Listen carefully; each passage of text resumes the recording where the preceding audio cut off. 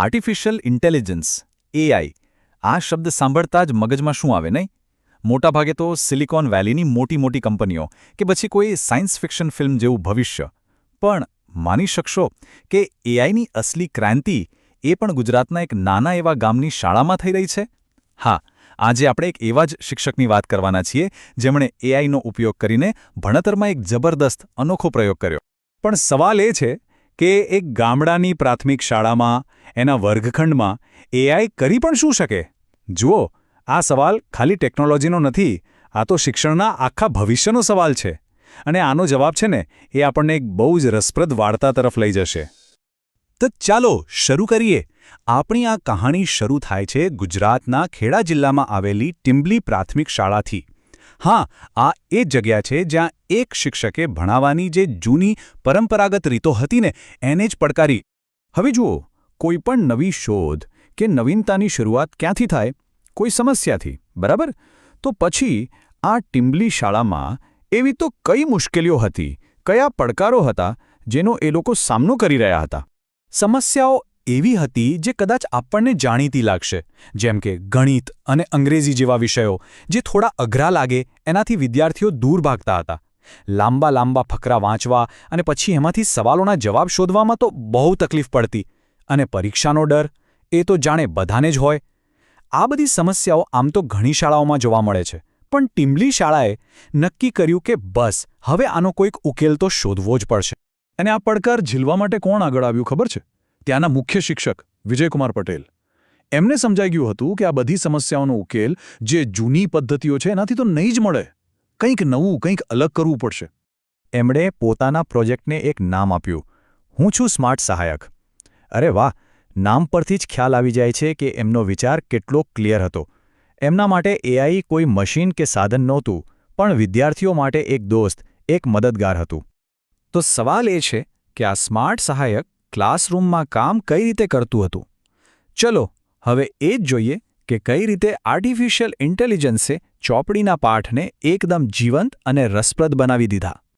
અને સૌથી નવાઈની વાત તો એ છે કે આ બધા માટે કોઈ મોંઘાદાટ સોફ્ટવેરની જરૂર જ નથી પડી.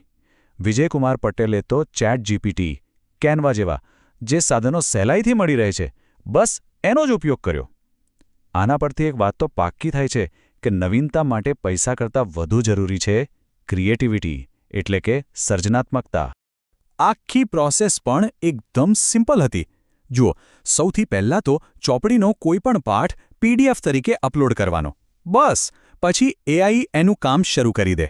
એ પાઠનો ટૂંકો સાર, માઇન્ડ મેપ અને સરસ મજાના ઇન્ફોગ્રાફિક્સ બનાવી આપે. પછી આ બધી સામગ્રીમાંથી ઇન્ટરેક્ટિવ ક્વિઝ અને વિડીયો તૈયાર થાય. અને છેલ્લે આ બધી મજેદાર સામગ્રી સીધી વિદ્યાર્થીઓ પાસે પહોંચે. વિચાર કરો, એક જે બોરિંગ લાગતો પાઠ હતો એ હવે એક મજાની ગેમ જેવો બની ગયો હતો. ઓકે, તો હવે આવીએ આખી વાતના સૌથી મહત્વના મુદ્દા પર, પરિણામ. આ જે નવો પ્રયોગ થયો એની અસર શું થઈ? શું આ પ્રયોગ સાચે જ સફળ રહ્યો? તો પરિણામો શું આવ્યા? આંકડા શું કહે છે? ચાલો જોઈએ. અને હું કહી દઉં, પરિણામો ખરેખર ચોંકાવનારા હતા. પરિણામો તો જુઓ, એકદમ જબરદસ્ત. જે વિષયો વિદ્યાર્થીઓને અઘરા લાગતા હતા એમાં એમનો રસ 40%થી સીધો 60% પર પહોંચી ગયો. અઘરા પાઠ સમજવાની એમની ક્ષમતામાં પૂરા 20 પોઈન્ટનો વધારો થયો. અને સમજો, આ ખાલી આંકડા નથી, આ તો વિદ્યાર્થીઓના આત્મવિશ્વાસમાં આવેલો ઉછાળો છે. અને સૌથી મોટો સુધારો ક્યાં જોવા મળ્યો ખબર છે? ધોરણ 5માં.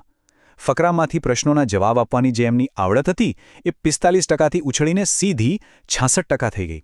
એટલે કે પૂરા 21 પોઈન્ટનો જમ્પ. આ બતાવે છે કે વિદ્યાર્થીઓ હવે પાઠને ગોખતા નહોતા, પણ ખરેખર સમજી રહ્યા હતા. પણ વાત ખાલી સારા માર્ક્સની નહોતી.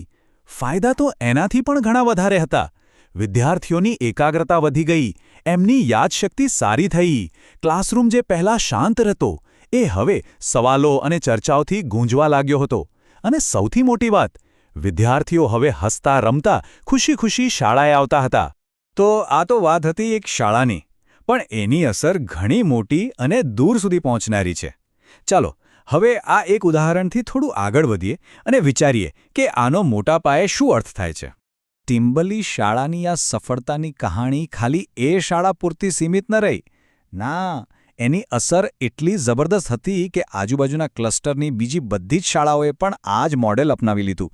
વિચાર તો કરો, એક શિક્ષકનો નાનકડો વિચાર હવે આખા વિસ્તારમાં શિક્ષણની પદ્ધતિ બદલી રહ્યો હતો.